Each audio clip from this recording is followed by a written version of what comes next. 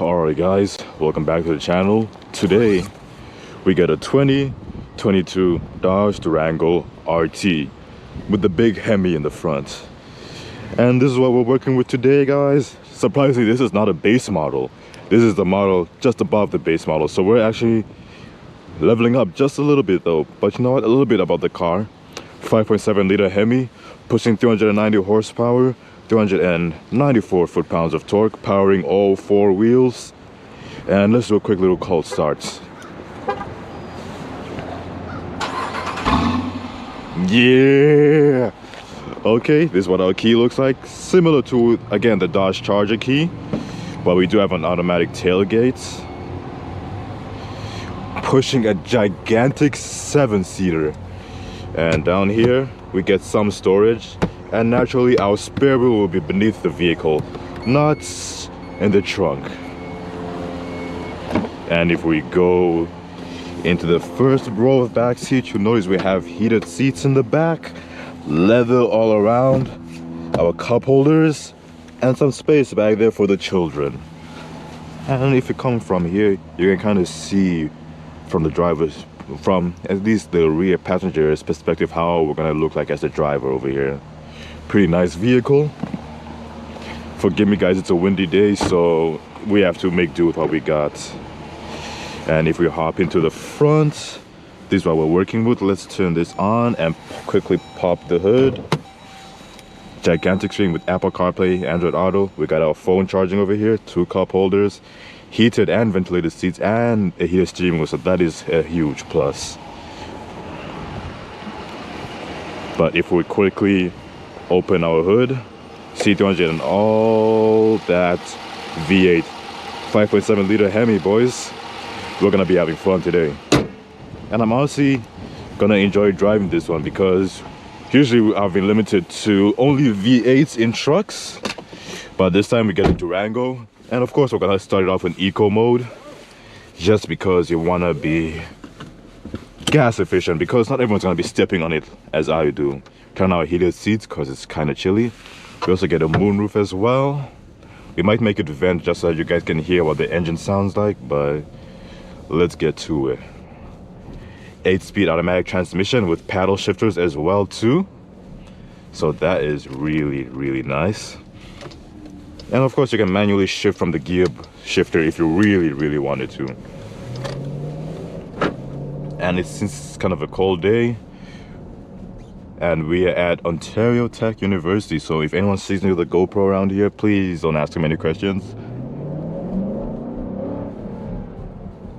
And we're not even in sport mode yet. That is crazy.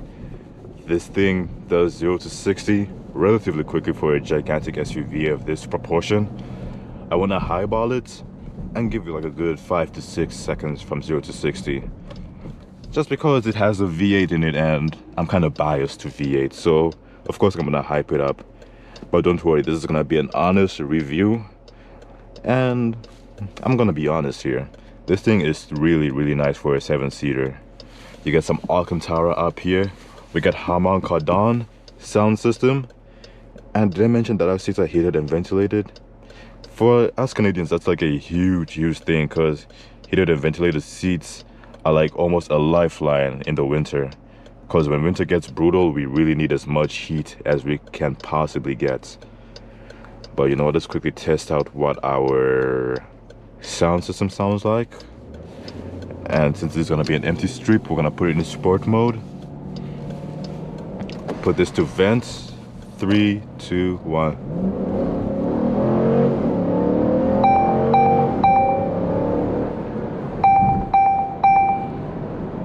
That's the warning telling me that I almost went out of my lane. Close this little bad boy. Very quick car, and it's aggressively sounding too. Like, you can always enjoy driving something like this. There's no reason to not enjoy driving something like this.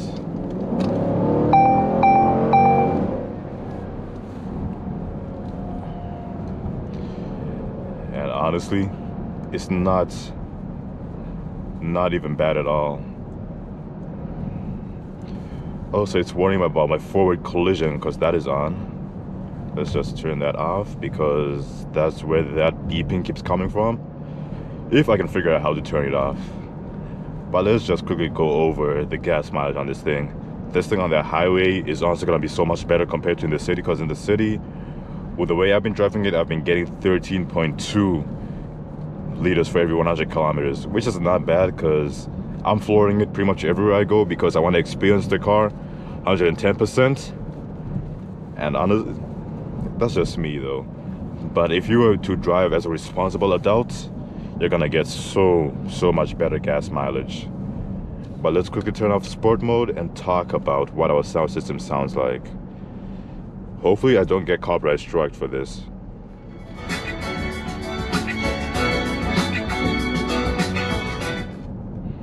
Yeah, sound system sounds really good. Harman Kardon knows what they're doing with their speakers, and this thing sounds great. And of course, because this is a Durango, we also get our third row. We can automatically fold our third row from literally here.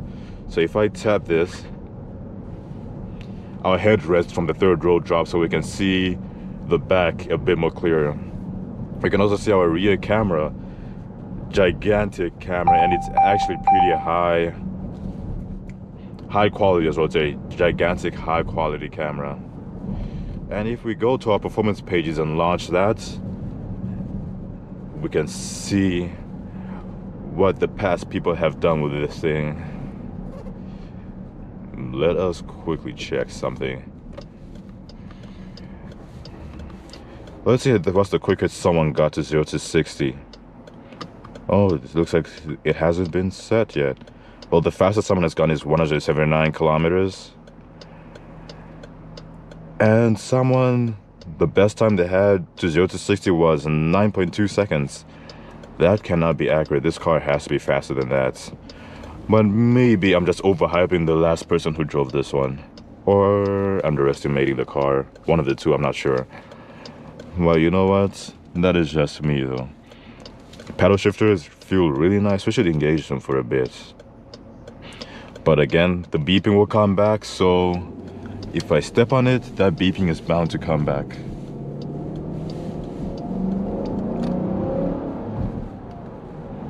Okay, we're in third gear. Drop it to second. Step on it. Move. Yep. Such a fun, stable, and very confident car. Almost feels like I'm driving a truck almost. But this thing is just so confident in what it does. Like, I don't know how to.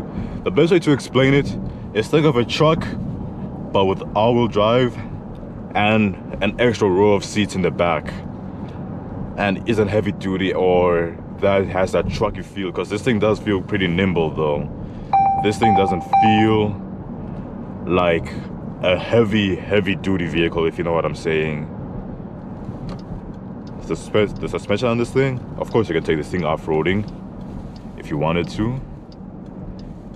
You can take it off-roading, and if you do decide to take it off-roading, know that this thing is confident enough and has the ground clearance to take you pretty much anywhere you want to go. As long as you're not going to try and go up a tree or through some rocks, you should be good. I really can't figure out how to turn off that beeping. I have no idea what that is. And even when I am going way below the speed limit, this thing beeping keeps coming back. I don't know what that beeping is trying to tell me, but you don't know. Maybe it's something going on with the vehicle or something. But back to the quick little review. Again, you guys already know the specs. 5.7 liter Hemi. And every time I drive this, I honestly feel like I've made it in life. It's a different feel from, let's say, the German cars, because the Germans are all about luxury, about being quiet. Dodge doesn't really care about that. Dodge is just here to tell you, Dodge is just here to tell you how loud you can be. Dodge wants to be loud and wants to be proud, basically. And it doesn't care if you might wake up your neighbors at 9 a.m. on a Saturday morning, because this thing really is super loud. And of course you can slap an exhaust onto it and you can get it to even be more louder too. But we're not gonna do that because this is just gonna be a simple review of my experiences with this car. And for those who are worried that it's gonna be a gigantic SUV and you have to worry about parking it, do know that there are parking sensors to make the job a little bit more easier as well too. So we turn off lane sense. Hopefully the beeping disappears forever. That would be nice. I jinxed myself. I set myself up for that one at least. Yeah, I still can't figure out where on earth that beeping is coming from. But anyways, still 5.7 liter Hemi. Honestly, this is all you need really. Getting a Durango Hellcat almost feels excessive because of the power you get, because 700 horsepower is a gigantic jump from borderline in 400 horsepower. Because yes, there is a Hellcat version for the Durango, and it's just as ridiculous as the Challengers and the Chargers. So hey, there is that to take into consideration as well too. The only thing that's really annoying me about this car is that beeping that I can't seem to find the source of. It just keeps coming back, cuts me off. Such a rude beeping. Maybe someone knows what on earth is making that sound. Please let me know in the comments so next time I hop into this car, I don't have to listen to the little beeping constantly. And of course there is construction. There's always construction in Oshawa, man. But anyway, if you guys can listen to the ambience, like this thing is actually pretty quiet now that I think about it. Once again, you can slap it into sport mode and have it be super loud all the time. But I know for a fact that this thing is super quiet when it's like just sitting in traffic like this. And I don't know how long I'm gonna be sitting here, so thank you guys for tuning in to Hooked on Cars. Well, as you guys can tell, I'm probably still a noob at reviewing cars. Not the most articulate, not the most elaborate, because we do these things on the fly, because I just get these cars literally just on the dime and I get them for a short period of time. But here we are, we're still making reviews and still trying to make content as always. And of course, I still enjoy this car. Kind of wish I could bump the music a little bit more so that you guys can at least experience the Harman Kardon in this car, because it is splendid. Also, this is what's going wild. Just trying to, can I turn that off? Probably some kind of warning telling me that I'm going 2 kilometers over the speed limits. Which, to be fair, is not bad, but it gets annoying because I'm not always gonna be just perfectly at the speed limit. So let's quickly find a way to turn that off.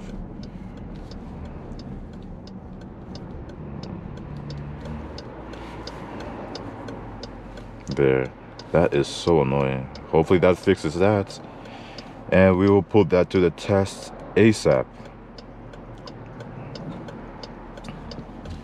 And for those asking, yes, I am in miles per hour, because why not?